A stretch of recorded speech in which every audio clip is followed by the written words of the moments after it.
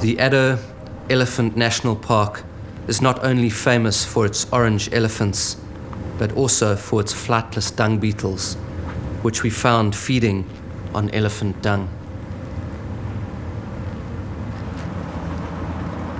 They used to be more widely spread, but are now endemic to the Addo Elephant Park.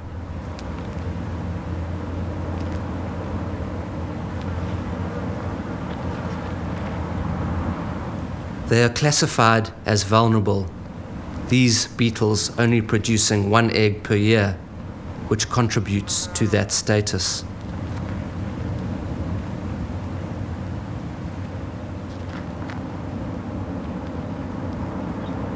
They feed on elephant dung, which is less processed than the buffalo dung and more nutritious, and use buffalo dung for breeding. The buffalo dung being a lot easier for the larvae to feed on.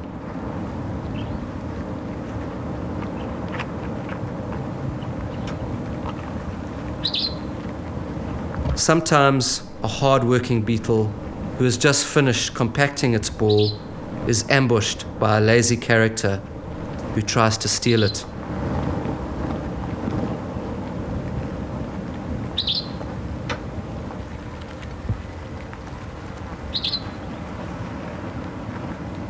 Right here in front of us was nature's way of cleaning its backyard.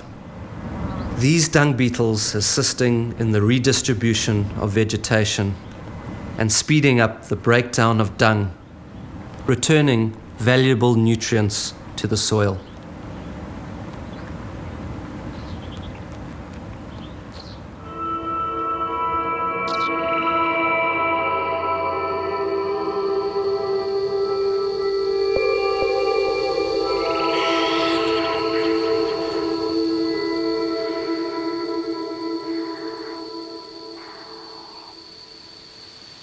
These bee eaters love this kind of situation, steep earth banks where they burrow into and make a long tunnel inside with a nest chamber at the end. This helps to protect them from predation by snakes and other animals.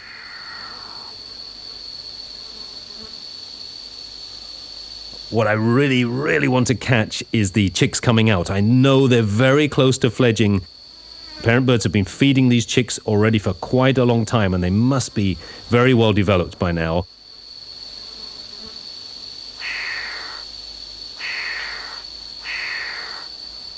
For a long period of time, the female bird came to the mouth of the burrow. She was quite vocal at times.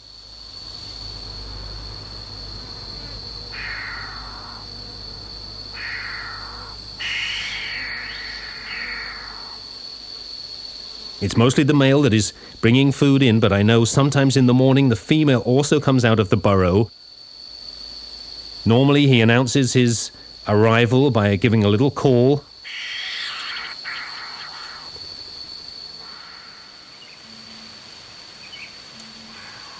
Eventually the light fades, so I'll get well out of the way and leave these birds in peace.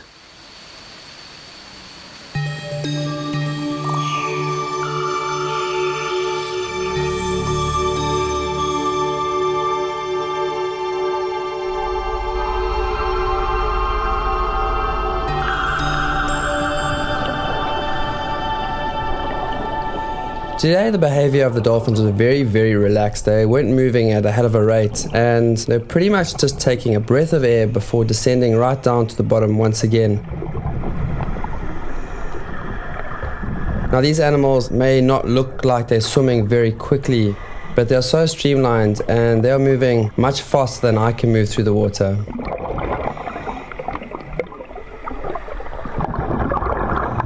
This mother and calf ended up interacting quite a lot, the calf being quite inquisitive.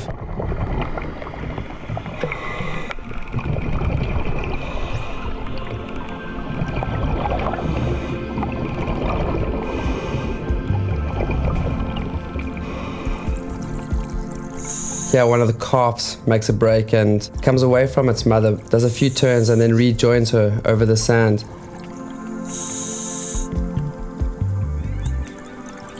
In this pod of about 15 animals, I've noticed that there are 2 calves and obviously 2 mothers. And here you can see both pairs sitting just slightly away from the main pod.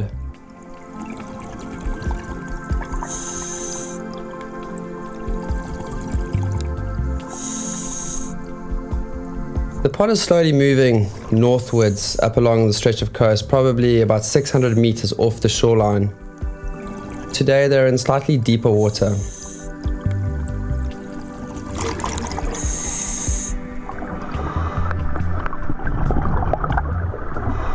I tend to find there's always one animal in particular that puts itself between the pod and myself.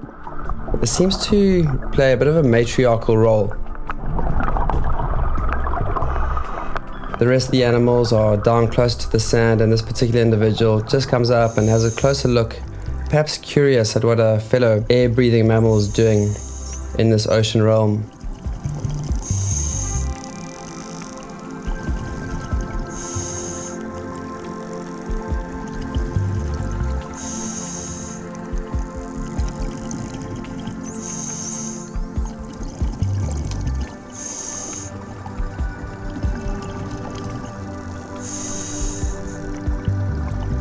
All on cue, they all took off, perhaps locating a potential meal somewhere far off in the distance.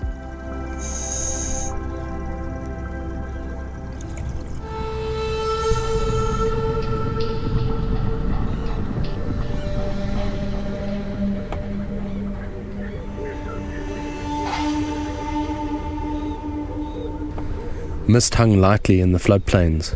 It is a strange yet surprisingly frequent occurrence in the delta, especially during the winter months.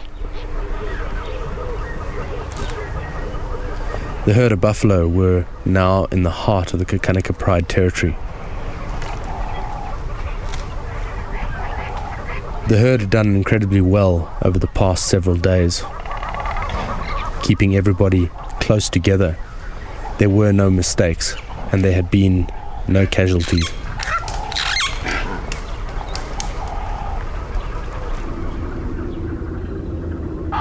A little ways off to the east, the waterbuck were in a slightly different mood. They were moving and watching and parading as our dominant male passed them.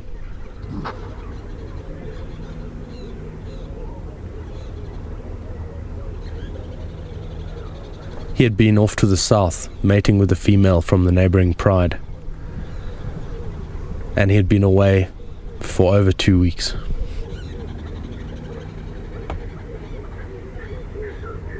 He was not here after the buffalo, but looking for his pride.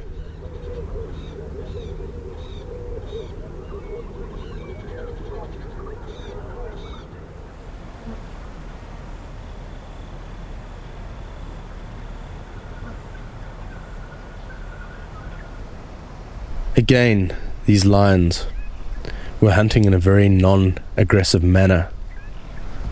They were getting close enough to the buffalo to lead a charge, stalking carefully, watching carefully.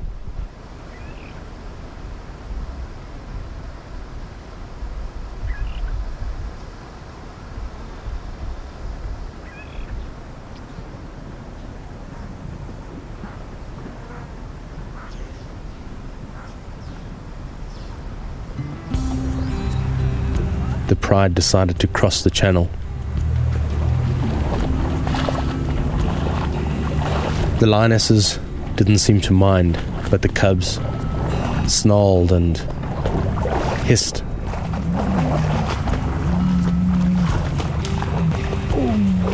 Their inexperience with water and their dislike for it was clearly evident.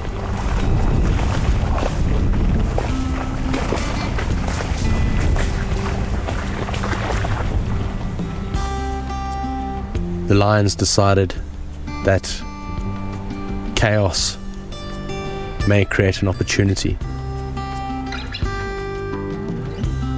and they headed in and created panic amongst the herd.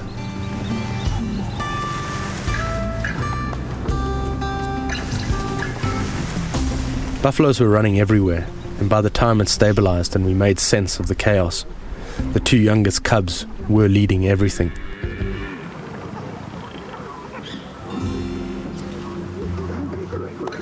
They were out in the front, in the usual bold manner that they are accustomed to.